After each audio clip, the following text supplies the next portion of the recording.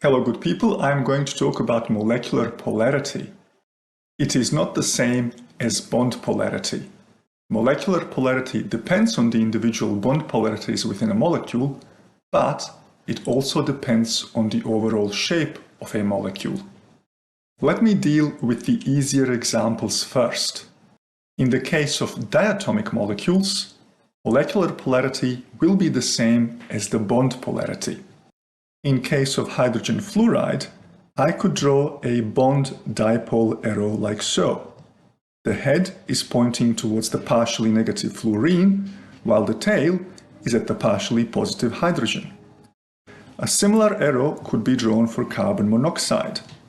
The head is pointing towards the partially negative oxygen, while the tail is at the partially positive carbon. For both of these molecules, the overall molecular polarity would match the bond polarity already indicated. When it comes to the two molecules on the right, hydrogen and oxygen molecules, both of them contain non-polar bonds. And therefore, overall, the molecules are non-polar. In summary, and in case of diatomic molecules, polar bonds mean polar molecules. Non-polar bonds mean non-polar molecules. So far, it seems rather straightforward. Unfortunately, things do not remain this simple. And so, molecular polarity does not always have to equal the bond polarity. Let me look at these three examples. In case of carbon dioxide, the oxygens definitely pull on the electrons of the bonds more. So if I was to draw the dipole arrows, they would look something like this. The arrow heads are pointing towards the oxygens, whereas the arrow tails are tucked away beneath the carbon. So the bonds are definitely polar, but the molecule overall is non-polar. Why is that the case? Why is carbon dioxide non-polar even though it contains polar bonds? In short, for a molecule to be considered polar, it has to have a clear positive end and a clear negative end. And that is not what we have here.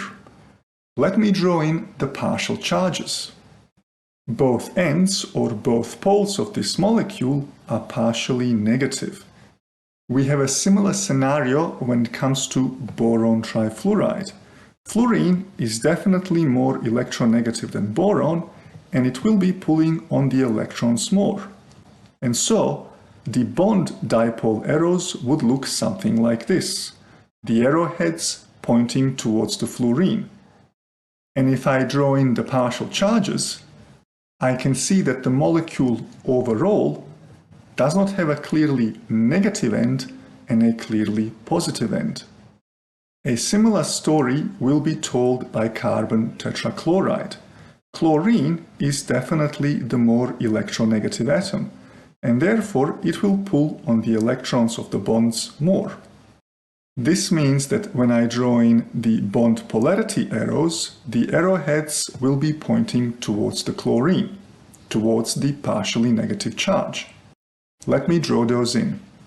Here too, there is no clear positive and clear negative end of the molecule. Another way to look at this is to say that for a molecule to be polar, both the partially positive and partially negative ends need to be somewhere on the outside of the molecule. In all three cases, you could make the argument that yes, there is a partially negative end and a partially positive end. But the partially positive end is not on the outside.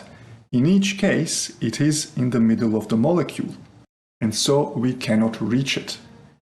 No matter how we grab these molecules, we will always end up with the same charge, in this case, partially negative.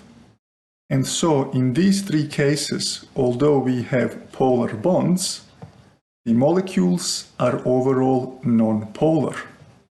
At this stage you might be wondering, how can you quickly ascertain whether a molecule with polar bonds will be non-polar overall?